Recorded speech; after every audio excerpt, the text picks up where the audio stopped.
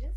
Acute acquired non-accommodative concomitant esotropia in children, clinical characteristics and surgical outcomes in Indian population. I have no financial disclosures. Acute acquired non-accommodative esotropia is a rare and distinct subtype of comitant esotropia that presents with sudden onset after infancy. There are three categories: Swan type, Budin-Franceschi, and Belchowski. Several authors have presented the data, but there is paucity of literature in long-term results. Strum et al. Has described long-term sensory and motor outcomes and emphasized that re-emergence of full stereopsis may take several years, and in his study, mean interval was 18 months. The aim of our study was to review children with acute late-onset concomitant esotropia and describe clinical characteristics and long-term outcomes of strabismus surgery. It was a retrospective study of 86 patients. The inclusion criteria were comitant esotropia, non-refractive, there should be no near-distance disparity, history of sudden onset, evidence of prior alignment backed by photographic evidence, corrected visual acuity of 6/12, and follow-up of at least 3 years. All the patients underwent complete ophthalmic and orthoptic examination. Records were taken. The surgical records and the neurological evaluation were also recorded. So the children were divided into 3 age groups: less than 3 years, 3 to 7 years, and more than 7 years. Post-operative binocular function was measured using TNO and Randot, and they were graded as binocularity grade from 0 to 8. Appropriate statistical analysis was used. Coming to the results, the causative etiology were elicitable only in few patients, with Swan type in 3 and Belchowski's in 7. Rest of the patients were Budin-Franceschi. The preceding history of fever was present in 9. Preceding trauma head was 4, neurological lesion 1. Average more than 6 years of screen time was in 2. Coming to the clinical characteristics, there were 36 female. Age of onset was 3 years. Age of presentation was average was 4 years. Age before surgery was 5 years. Duration was 1.9 years. There were 79 hypermetropes in our case series. The average diffraction was 1.5. The average esotropia at distance and near was around 40 basin. The post-operative, all the patients underwent surgical surgery, bilateral MR recession or RNR, except 5 patients which underwent botulinum toxin. Post 1 week, the average esotropia residual was 2 basin at 1 week. Gross stereopsis was achieved in 86 patients, whereas fine stereopsis of 40 seconds of arc was achieved only in 21 patients. This is the table showing improvement in sensory outcome over a period of time. You could see there was gradual improvement from 1 week to 3 years. At the end of 3 years, 78 patients achieved stereopsis of 100 seconds of arc. There was negative correlation between age of onset and time achieved in achieving binocularity. Among the 3 groups, the duration was, there was difference in duration, but the difference was not clinically significant. The pre-op, there was no statistically significant difference between pre-op distance esotropia between the 3 groups. There was difference in refraction between the 3 groups. Also, there was difference in time achieved in stereopsis, both for the gross and fine in all the 3 groups. This is the box whisker chart, which shows difference in the binocularity grade among all the 3 groups at various follow-up times, like 1 week, 1 month, 1 year, and 3 years. This is a line chart showing improvement in binocularity over time in all the groups. You could see in group 1, there is a slower improvement in binocularity, whereas in group 2, there was steeper improvement in binocularity over the period of 3 to 6 months, whereas in group 3, there was steeper improvement over the period of 3 months. This is the Kaplan-Meier survival analysis of the first assessment of 100 seconds of arc of stereopsis. You could see only 30% of group 1 patient achieved this 100 seconds of arc, whereas in group 3, 80 to 90% of patient achieved. There was significant effect of age of onset and duration, that is between age of onset and age of surgery, on time interval, on time achieved in stereopsis.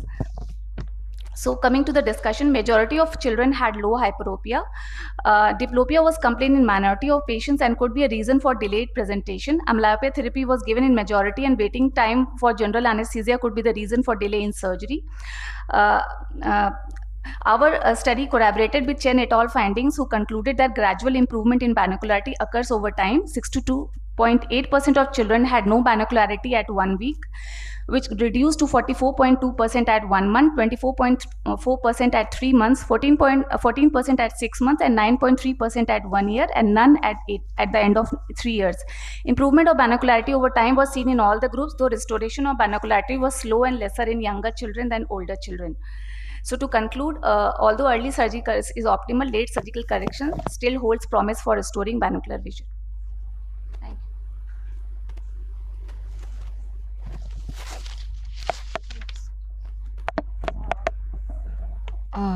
I saw that neuroimaging you have not done in all the cases. Yeah, in selected patients.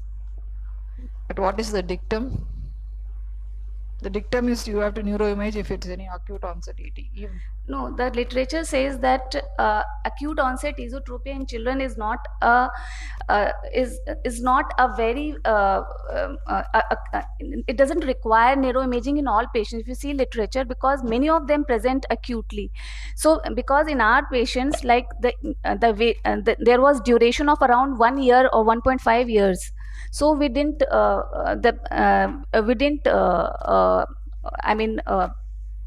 we didn't feel the need to do a neuroimaging because there was average duration was there and the patient didn't had any neurological symptoms as well. Okay, Sabyasachi, you want to add in our case that what we had, no?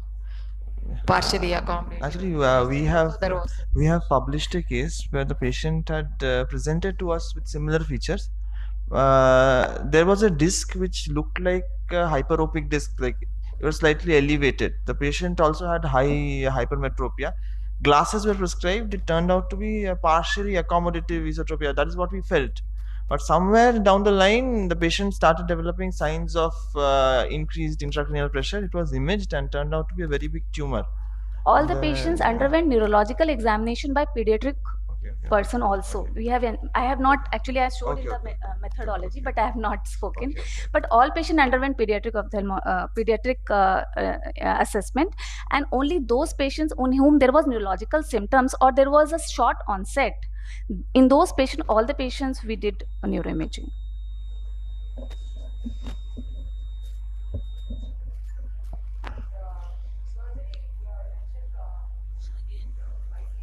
Yeah, mostly we did a bimedial rectal because all of them were done under GA.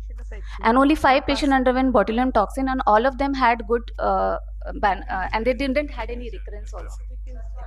Yeah. Yes, none of them. But what I felt was the average amount of Botox was larger than the normal.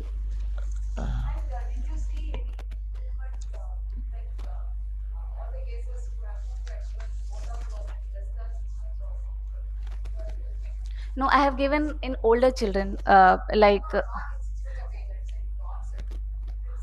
I have given in 2 months also.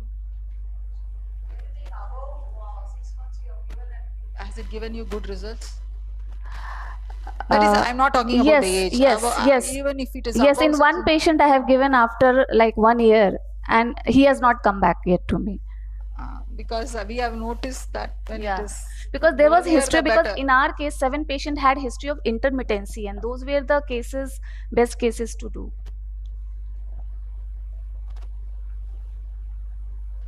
So, madam, I have a suggestion actually. I agree that the classification used type 1, type 2, type 3 is the most accepted. But the thing is, you had other babies also. Like I could notice that you had 7 cases with neurological this thing. So if no, there was only 1 patient with neurological lesion, but it was not it was not causing any incomitant. It was a clear-cut case of acute onset. Okay, like was that patient? Yes, there was a neurological lesion. Okay, that was 1. I saw 7, so that I'm so sorry. No, there was only 1. No, what I was suggesting is that, like, if you would have used something like a Buick's classification, like it's the more recent classification which would divide your cases into 7 categories. So then that could have been analyzed. So then that could have been included in the analysis. And secondly, that correlation coefficient, it was the Spearman's rho and the p-value. Yeah, all Okay. were like they were not normally distributed, Okay, so I have okay. used all non-parametric test. Okay. And that Kaplan-Meier survival curve, Yes. was there like was there any sort of a time dependence which was tested? Yes, it was Okay. averaged over a period of 3 years. So we have to Okay. we saw what over 3 years Okay. how the graph was going. Okay. Thank you. Thank you.